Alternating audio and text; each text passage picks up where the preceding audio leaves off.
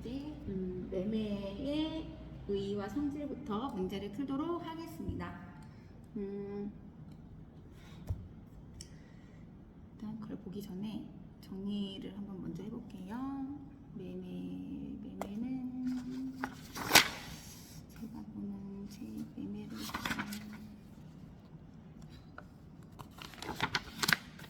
정말 행복하네요. 볼 내용이 많아서. 매매의 효력.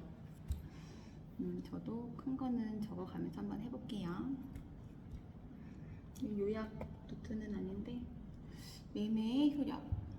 매매 계약에 관한 비용은 당사자 쌍방이 균분하여 부담한다.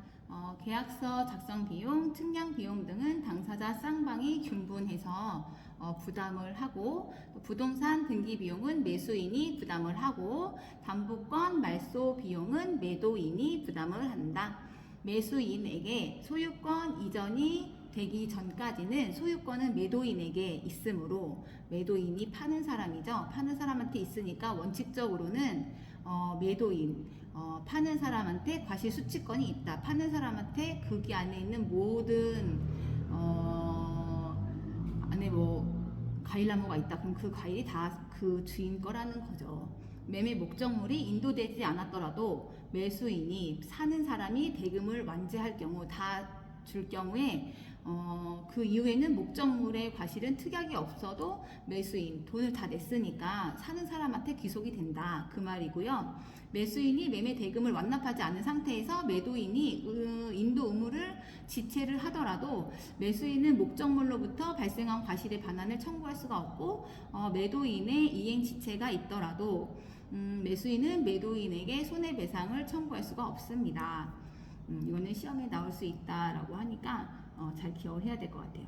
대금 지급 장소에 관해서 특약이 없는 때에는 이거 되게 궁금하죠. 돈을 빌린 사람, 돈을 주는 사람, 이거 계약하고 이런 건데, 지참 채무의 원칙에 의해서 매도인의 현 주소에서 지급하는 것이 원칙이래요. 매매 목적 부동산의 인도와 동시에 매매 대금을 지급하기로 약정을 한 경우에는 다른 약정이 없는 한 매매 대금은 인도 장소에서 지급하여야 한다.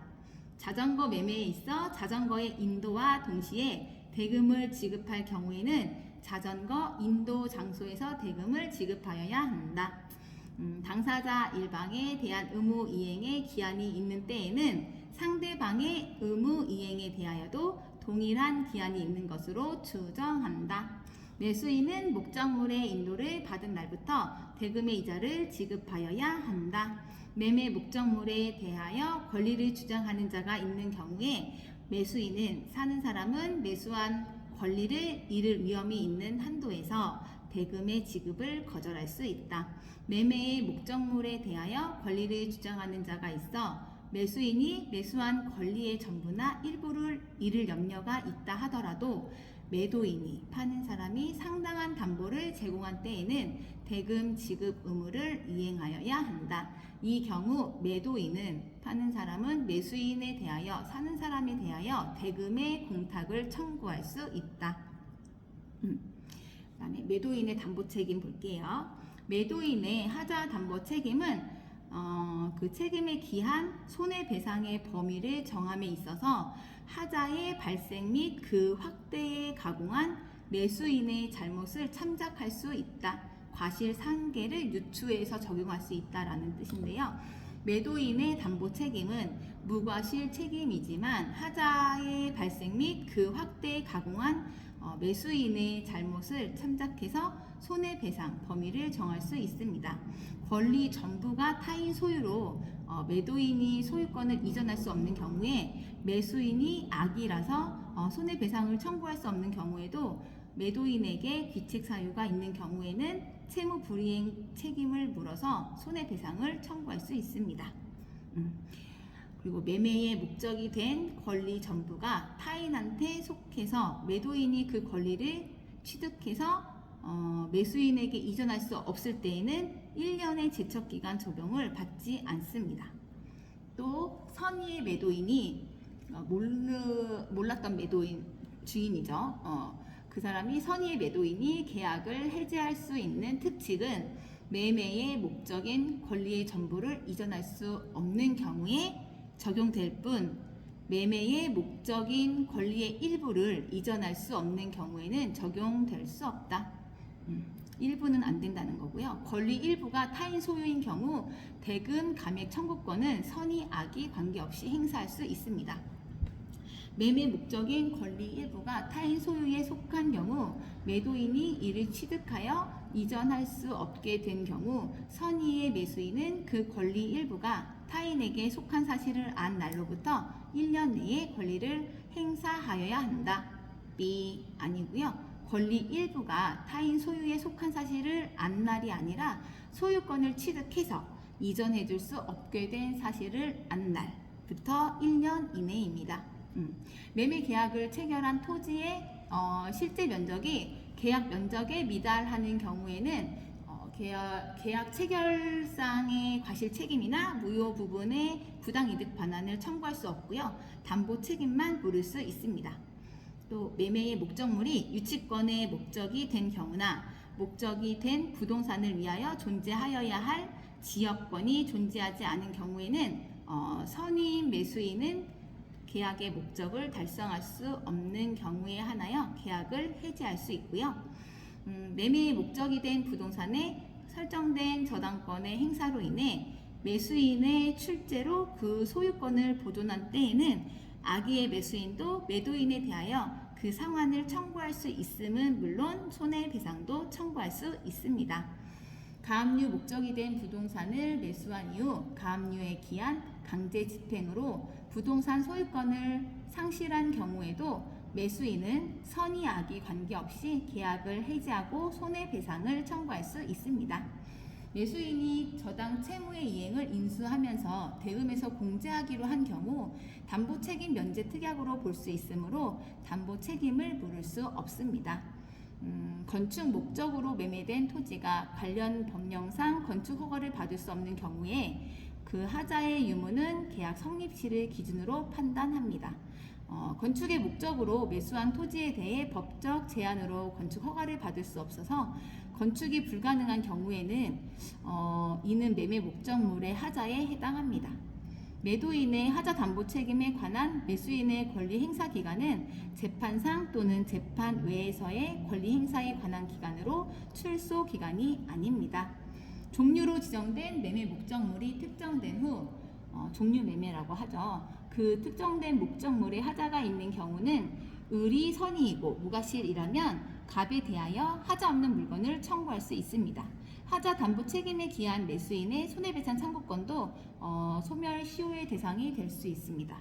강제 경매의 기초가 된 채무자 명의의 소유권 이전 등기가 원인 무효의 등기여서 매수인이 부동산에 대한 소유권을 취득하지 못한 경우라면 매수인은 경매 채권자에게 매각대금 중 그가 배당받은 금액에 대해서 일반 부당이득의 법리에 따라 반환을 청구할 수 있을 뿐이고 담보 책임을 물을 수는 없습니다.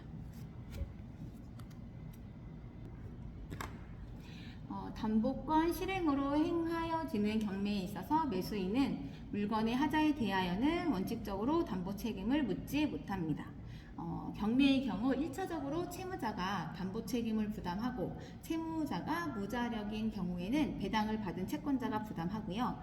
또 갑의 채권자 병이 갑 소유의 물건에 흠결이 있다는 것을 안 상태에서 악이죠. 담보권 실행을 위한 경매를 신청하고 을이 그 물건을 경락받은 경우 을은 그 물건에 흠결이 있음을 이유로 병에게 손해배상을 청구할 수 있습니다.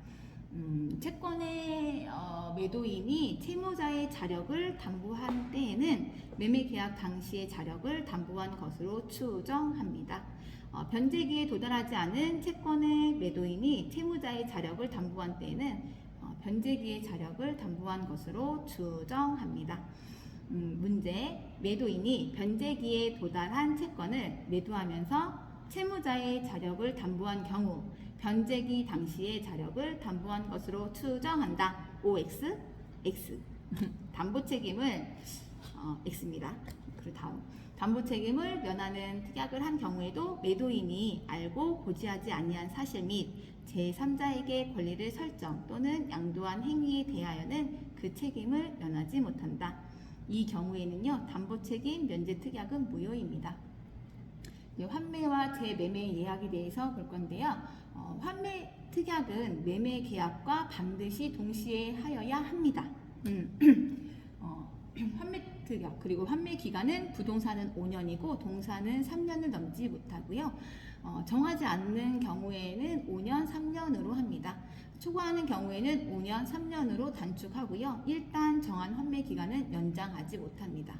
환매 대금은 특약이 없는 한 매도인이 수령한 매매 대금과 매수인이 부담한 매매 비용을 합한 것이고요. 당사자 사이에 특약이 없으면 대금의 이자와 목적물의 과실은 상기한 것으로 봅니다. 환매 기간 내에 매도인이 매수인에게 환매 대금을 제공하지 않으면 환매권은 소멸합니다.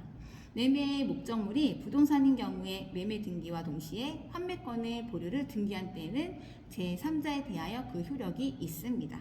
매수인에게 소유권 이전 등기가 된 후에 환매 특약이 등기되어도 매도인은 환매 특약 등기 이전에 권리를 취득한 제3자에 대하여 대항할 수 없습니다. 등기된 환매권은 처분 금지의 효력이 없으므로 매수인은 자신으로부터 토지를 매수한 자의 소유권 이전 등기 청구를 거절할 수 없습니다. 환매권도 재산권이므로 양도, 대위, 상속의 목적이 될 수 있고요. 환매권자의 상속인도 환매권을 행사할 수 있고 환매권자의 채권자가 대위 행사할 수도 있습니다. 매매 예약 완결권은 일종의 형성권으로서 당사자 사이의 그 행사 기간을 약정한 때에는 기간 내에 그리고 그러한 약정이 없는 때는 그 예약이 성립한 때로부터 10년 내에 이것을 행사를 해야 되고요. 매매의 일방 예약은 언제나 채권 계약이에요. 그리고 부동산 소유권 이전을 내용으로 하는 본 계약의 예약 완결권은 가등기 할 수 있습니다. 매매의 일방 예약은 상대방이 매매를 완결할 의사를 표시하는 때에 매매의 효력이 생깁니다. 매매 예약 완결권의 제척 기간이 도과하였는지의 여부는 법원의 직권 조사 사항입니다. 권리자가 예약 목적물인 부동산을 인도받은 경우에도 예약이 성립한 때로부터 10년이 경과하면 소멸합니다. 예약 의무자는 상당한 기간을 정하여 매매 완결 여부의 확답을 최고할 수 있으며 완결권자로부터 그 기간 내에 확답이 없으면 예약은 그 효력을 상실합니다. 예약 완결권이 가등기된 후 목적 부동산이 제3자에게 양도된 경우 예약 완결권자는 예약 의무자에게 행사하여야 합니다. 제3자에게 이전 등기된 경우에 등기관은 제3자 명의의 등기를 직권 말소합니다. 매매 예약이 성립한 이후 상대방의 예약 완결권 행사 전에 목적물이 전부 멸실되어 이행 불능이 된 경우에는 예약 완결권을 행사할 수 없습니다. 예약 완결권 행사 이전에 목적물이 전부 멸실되어 이행 불능된 것은 원시적 전부 불능으로 계약은 무효가 됩니다. 따라서 예약 완결권을 행사할 수 없습니다. 그 다음에 교환 볼게요. 보기 전에 먼저 문제를 풀어보도록 하겠습니다.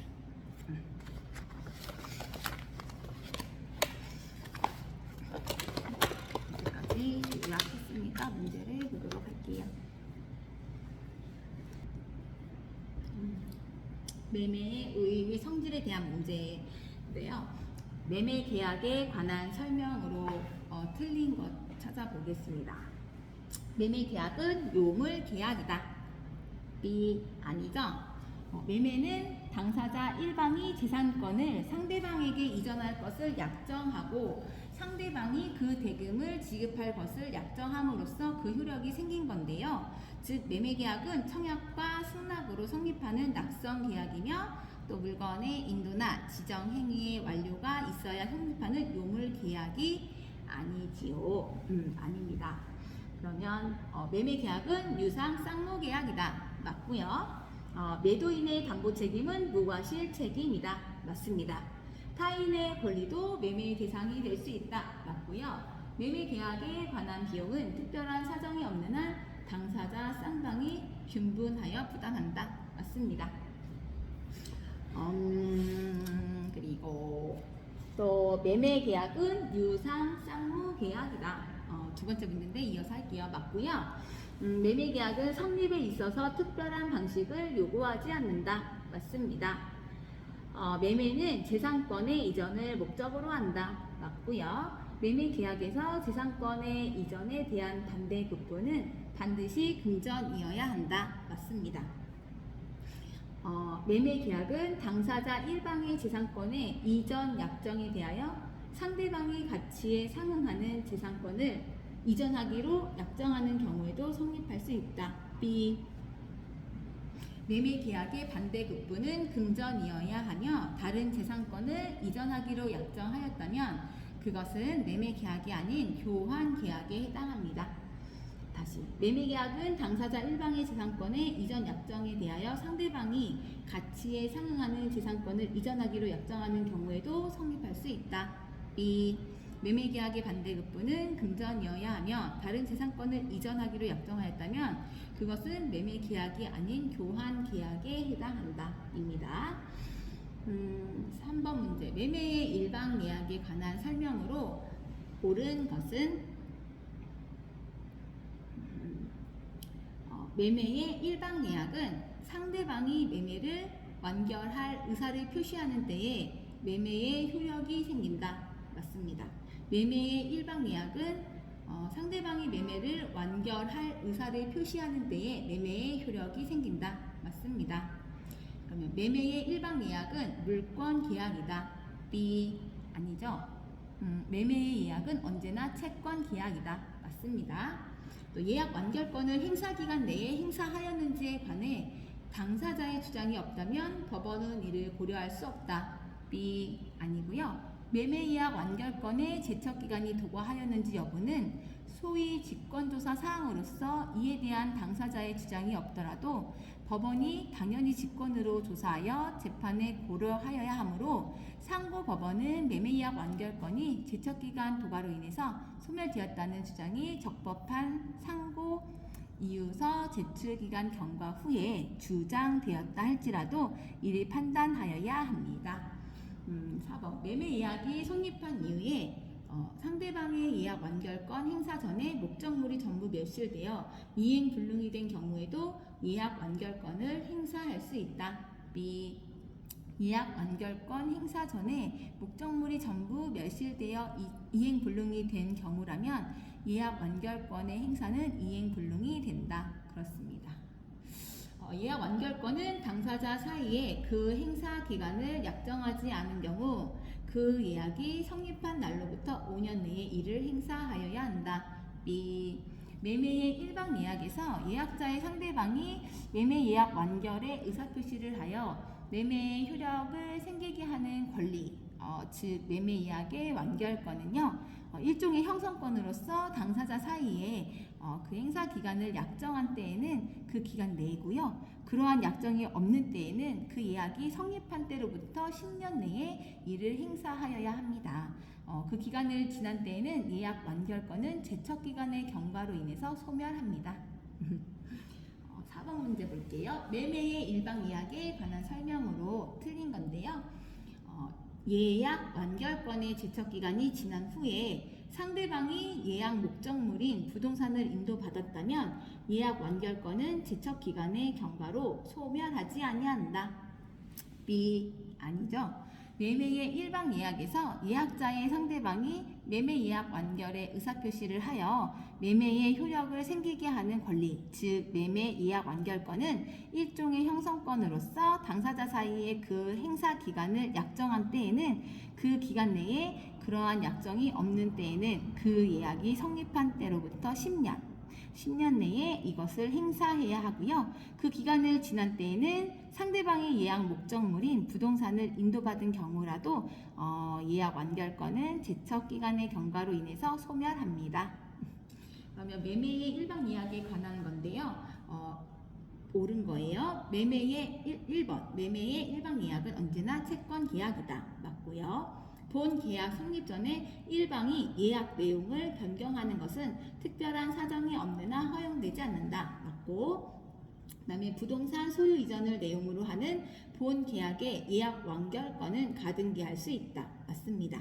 매매 예약 완결권의 제척 기관이 도과하였는지의 여부는 법원의 직권 조사 사항이다. 이것도 맞습니다. 계약금에 대한 문제 볼게요. 계약금에 관한 설명 중 틀린 것 찾아보겠습니다. 지문을 잘 들어보세요. 계약금 계약은 종된 계약이므로 주된 계약과 동시에 성립하여야 한다. 다시, 계약금 계약은 종된 계약이므로 주된 계약과 동시에 성립하여야 한다. B. 계약금 계약은 종된 계약이지만 독립적 계약이므로 주된 계약과 동시에 할 것을 요구하는 것은 아니다. 계약금 계약은 종된 계약이지만 독립적 계약이므로 주된 계약과 동시에 할 것을 요구하는 것은 아니다. 그렇죠. 다시, 계약금 계약은 종된 계약이므로 여기까지 똑같아요. 주된 계약과 동시에 성립하여야 한다.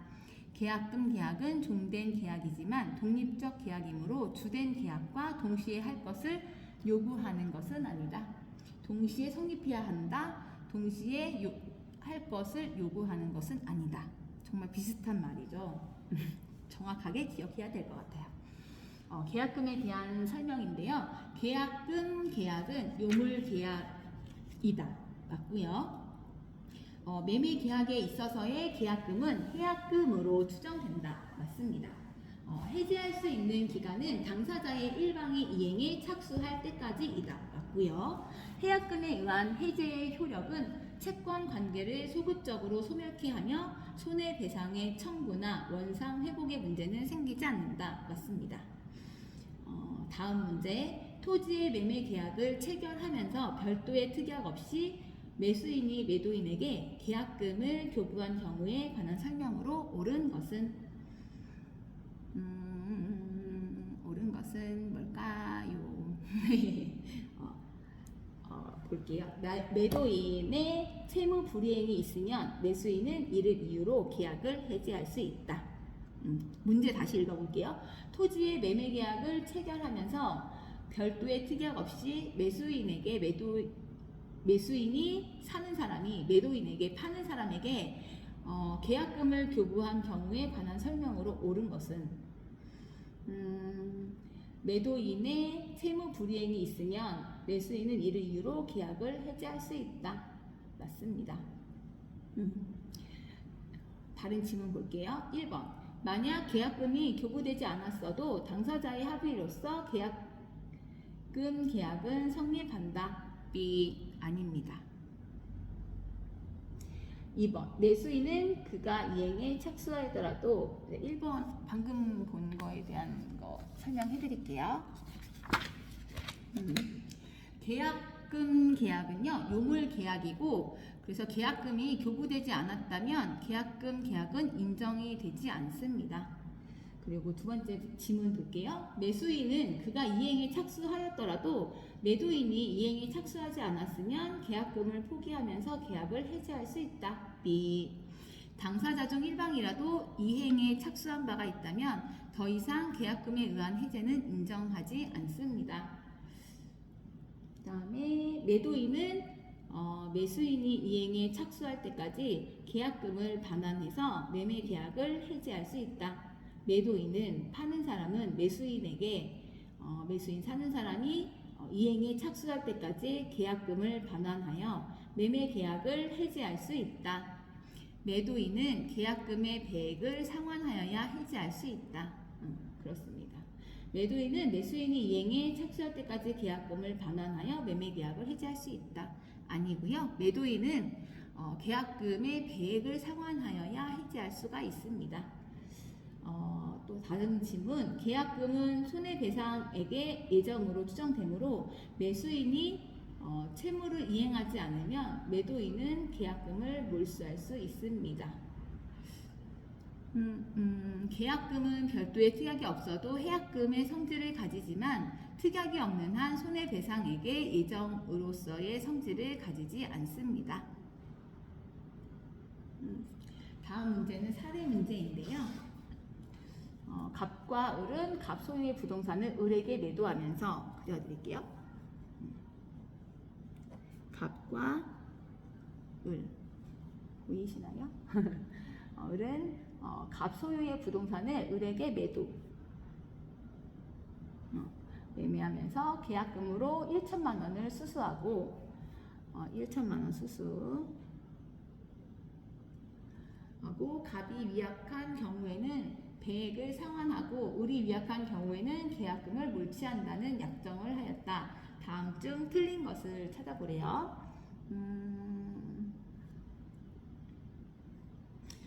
1번 갑이 위약한 경우에 을은 자신의 손해를 증명하지 아니하고도 손해배상으로 계약금에 상당하는 배액의 지급을 청구할 수 있다. 갑이 위약한 경우에는 배액을 상환한다고 했기 때문에 맞습니다. 2번 원칙적으로 을은 이행기 전이라도 이행에 착수할 수 있다. 맞습니다. 3번 갑이 을에게 매매 계약의 이행을 최고하고 매매 잔대금의 지급을 구하는 소송을 제기한 것만으로는 이행에 착수한 것으로 볼 수 없다. 갑이 을에게 매매 계약의 이행을 최고하고 매매 잔대금의 지급을 구하는 소송을 제기한 것만으로는 이행에 착수한 것으로 볼 수 없다. 맞고요. 을이 위약한 경우에 갑은 자신이 그로 인하여 실제로 입은 손해가 계약금 상당액을 넘는 경우에도 이를 입증하여 초과액을 별도로 청구할 수는 없다. 그것도 맞습니다. 둘이서 이제 약정을 한 게 있으니까. 5번째, 매매 목적 토지가 토지거래 허가 구역 내의 토지이기 때문에 갑이 관할 관청의 허가를 받았다면 이행에 착수한 것으로서 그 후 을은 계약금을 포기하고 갑과의 매매 계약을 해제할 수 없다. B. 5번이 아니죠. 토지거래 계약에 관한 허가 구역에서 당사자가 토지거래 허가 신청을 하고 이에 따라 관할 관청으로부터 그 허가를 받았다 하더라도 그러한 사정만으로는 아직 이행에 착수가 있다고 볼 수 없어서 매도인으로서는 제565조에 의한 계약금의 배액을 상환하여 매매 계약을 해지할 수 있다. 여기에 속하게 됩니다. 기본적으로 어디 보자. 갑이 위약한 경우에 을은 자신의 손해를 증명하지 않고도 손해배상으로 계약금에 상당하는 배액의 자금을 청구할 수 있다라는 지문이잖아요. 위약금에 특약이 있으므로 계약금은 손해배상액을 예정으로 인정이 됩니다. 또 두 번째, 원칙적으로 을은 이행기 전이라도 이행에 착수할 수 있다라고 했잖아요. 이행기에 약정이 있다 하더라도 당사자가 채무의 이행기 전에는 착수하지 아니하기로 하는 특약을 하는 등 특별한 사정이 없으면 그 이행기 전에 이행에 착수할 수도 있습니다. 그리고 갑이 을에게 매매 계약의 이행을 최고하고 매매 잔대금의 지급을 구하는 소송을 제기한 것만으로는 이행에 착수한 것으로 볼 수 없다. 매도인이 매수인에게 매매 계약의 이행을 최고하고 매매 잔대금의 지급을 구하는 소송을 제기한 것만으로는 이행에 착수했다고 볼 수가 없습니다. 또 을이 위약한 경우에 갑은 자신이 그로 인해서 실제로 입은 손해가 계약금 상당액을 넘는 경우에도 이를 입증하여 초과액을 별도로 청구할 수는 없다. 위약금의 약정은 제398조 제4항이 정한 손해배상의 예정으로 추정되는 것이고 이와 같은 약정이 있는 경우에는 채무자에게 채무 불이행이 있으면 채권자는 실제 손해액을 증명할 필요 없이 그 예정액을 청구할 수 있는 반면에 실제 손해액이 예정액을 초과하더라도 그 초과액을 청구할 수가 없다. 그렇습니다. 자, 계약금에 관한 설명으로 옳은 것을 모두 고르시오. 박스 문제고요. 세 가지인데 잘 들어보세요. 1번, 계약금은 별도의 약정이 없는 한 해약금의 성질을 가진다. 맞고요. 니은 매수인이 이행기 전에 중도금을 지급한 경우 매도인은 특별한 사정이 없는 한 계약금의 배액을 상환하여 계약을 해지할 수 없다. 맞습니다. 디귿 매도인이 계약금의 배액을 상환하여 계약을 해지하는 경우 그 이행에 제공을 하면 족하고 매수인이 이를 수령하지 않더라도 공탁까지 할 필요는 없다. 맞습니다. 매도인이 계약금의 배액을 상환하여 계약을 해지하는 경우 그 이행에 제공을 하면 족하고 매수인이 이를 수령하지 않아도 공탁까지 할 필요는 없습니다.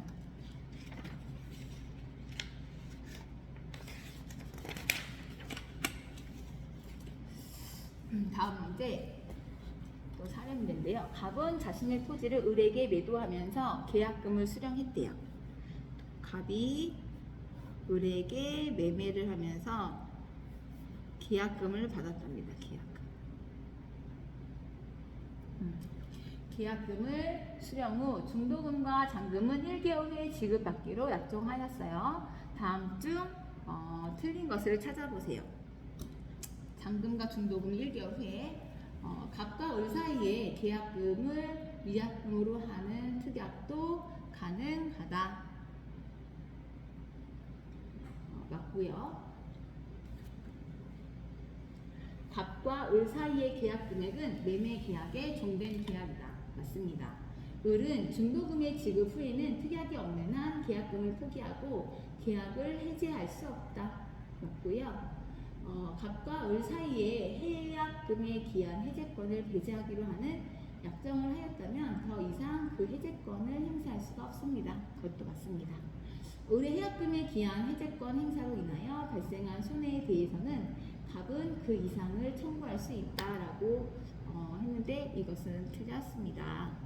해약금에 의한 해제는 채무 불이행으로 인한 해제가 아니므로 손해배상 청구권은 발생하지 않습니다. 을의 해약금에 기한 해제권 행사로 인하여 발생한 손해에 대하여 갑은 그 배상을 청구할 수 있다. B.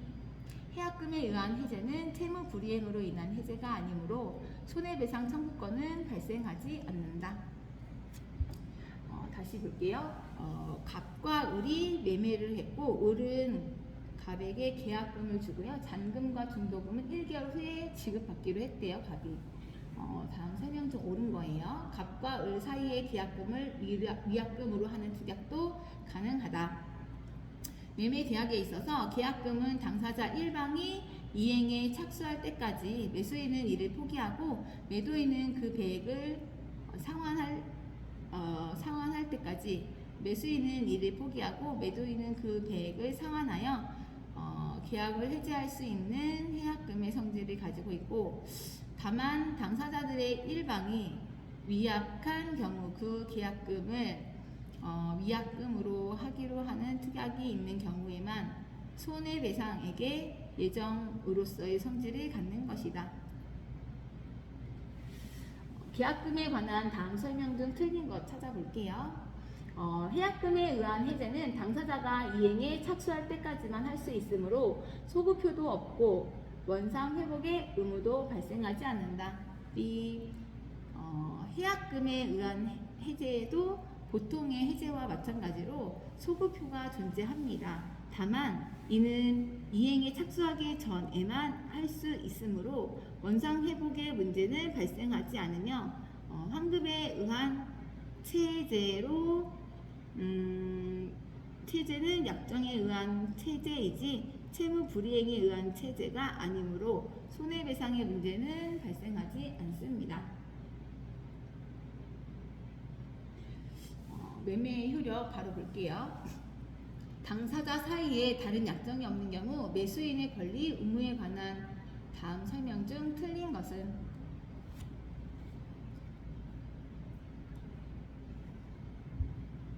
매매 계약 후 인도 전에 목적물로부터 생긴 과실은 매수인에게 속한다. B. 아니죠. 매매 계약이 있은 후에도 인도하지 아니한 목적물로는 생긴 과실은 매도인에게 귀속합니다. 매 대금 지급의 기한이 없는 때에는 매수인은 목적물의 인도를 받은 날로부터 대금의 이자를 지급하여야 한다. 매수인은 목적물의 인도를 받은 날로부터 대금의 이자를 지급하여야 한다. 그러나 대금의 지급에 대하여 기한이 있는 때에는 그러하지 아니하다. 목적물의 인도와 동시에 대금을 지급할 경우는 그 인도장에서 이를 지급하여야 한다. 맞아요. 매매 목적물의 인도와 동시에 대금을 지급할 경우에는 그 인도 장소에서 이를 지급하여야 한다.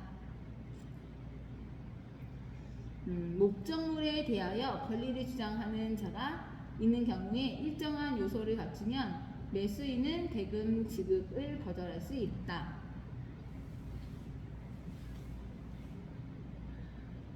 매매의 목적물에 대하여 권리를 주장하는 자가 있는 경우에 매수인이 매수한 권리의 전부나 일부를 잃을 염려가 있는 때에는 매수인은 그 위험의 한도에서 대금의 전부나 일부의 지급을 거절할 수 있다. 그러나 매도인이 상담한 담보를 정부한 때에는 그러하지 아니하다. 매매 당사자 일방에 대한 의무 이행의 기한이 있는 때에는 상대방의 의무 이행에 대해서도 동일한 기한이 있는 것으로 추정한다. 갑은 그 소유의 X 토지에 대하여 을과 매매 계약을 체결하였다. 다음 설명 중 틀린 것은 다툼이 있으면 판례에 의함.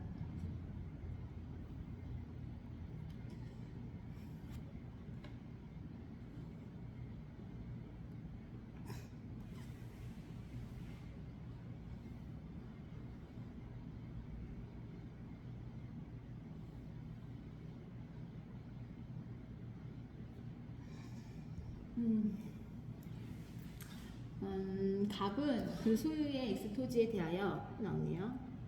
갑은 X 토지 소유자예요. 을과 매매 계약을 체결하였다.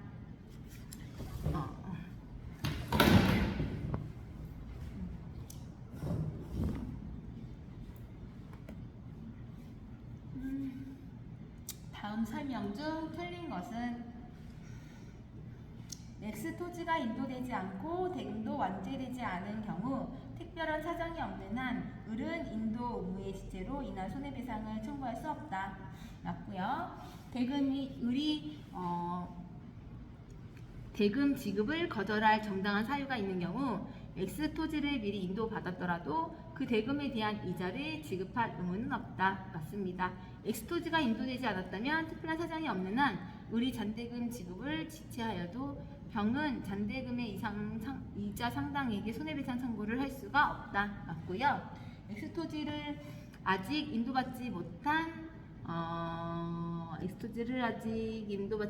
을이 미리 소유권 이전 등기를 격려받았다고 하여도 매매 대금을 완전하지 않는 이상 X토지에서 발생하는 과실은 갑에게 귀속됩니다. X토지가 인도되지 않았다면 을이 대금을 완제하더라도 특별한 사정이 없는 한 X토지에서 발생한 과실은 갑에게 귀속됩니다.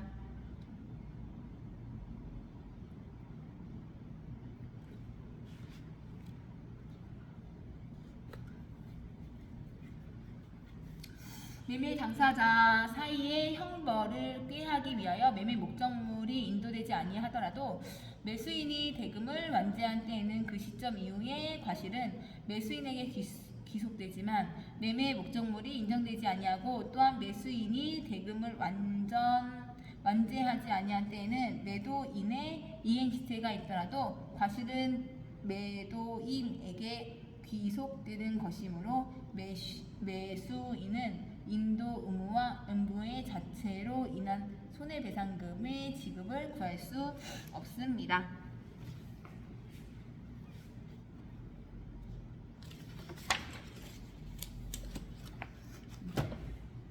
매매계약에 관한 설명으로 틀린 것은 담보책임의 면책 특약이 있는 경우에는요. 매도인은 알면서 고지하지 않은 하자에 대해서도 그 책임을 면한다. B. 담보 책임을 면하는 특약을 한 경우에도 매도인이 알고 고지하지 아니한 사실 및 제3자에게 권리를 설정 또는 양도한 행위에 대해서는 책임을 면하지 못합니다. 제548조예요. 매매의 목적이 된 권리가 타인에게 속한 경우에는 매도인은 그 자리를 취득해서 매수인에게 전달해야 하는 직업입니다. 매매 계약에 관한 비용은 특별한 사정이 없는 한 당사자가 균분하여 부담합니다. 목적물의 인도와 동시에 대금을 지급할 경우 특별한 사정이 없는 한 대금은 목적물의 인도 장소에서 지급해야 합니다. 아니죠. 13번에 당사자 일방에 대한 의무 이행의 기한이 있는 때에는 상대방의 의무 이행에 대하여도 동일한 시간이 있는 것으로 추정하세요. 담보 책임에 면책되어 있는 경우 매도인은 알면서 고지하지 않은 허가에 대해서도 그 책임을 면한다. 그렇죠? 매도인의 담보 책임 중요한 문제만 하나 보도록 하겠습니다. 권리의 하자로 인한 담보 책임에 관한 설명 중 옳은 것은 권리의 전부가 타인에게 속하는 경우에 매수인은 선의의 경우에 손해배상을 청구할 수 있다. 권리의 일부가 타인에게 속하는 경우에 매수인은 선악을 불문하고 계약을 체결할 수가 있다. 선의의 매수인은 잔존한 부분만이면 매수인이 이를 매수하지 아니하였을 때는 계약 전부를 해지할 수 있다. 권리의 일부가 타인에게 속하는 경우에 악의의 매수인은 대금의 감액을 청구할 수 없다. 맞죠? 매수인은 선악을 불문하고 타인에게 속하는 비율만큼 대금의 감액을 청구할 수 있다. 매매 목적물의 저당권 또는 전세권의 행사에 의하여 제한되어 있을 경우에 매수인은 선의의 경우에 한하여 계약을 해지하고 손해배상을 청구할 수 있다. 제576조의 담보 책임은 선의자와 악의자를 구별하지 않으므로 선악 불문하고 행사할 수 있다. 권리의 전부가 타인에게 속했음을 이유로 매수인이 계약 해지권과 손해배상 청구권을 행사하는 경우에 1년의 제척기간에 적용이 있다. 권리의 전부가 타인에게 속하여 이전할 수 없는 경우에 매수인의 해제권과 손해배상 청구권의 행사에는 제척기간에 제한이 없다. 권리의 일부가 타인에게 속하는 경우에 매수인은 선의의 경우에 손해배상 청구를 할 수 있다. 권리의 전부가 타인에게 속하여 이전할 수 없는 경우에 매수인의 해제권과 손해배상 청구권의 행사에는 제척 기간에 제한이 없다.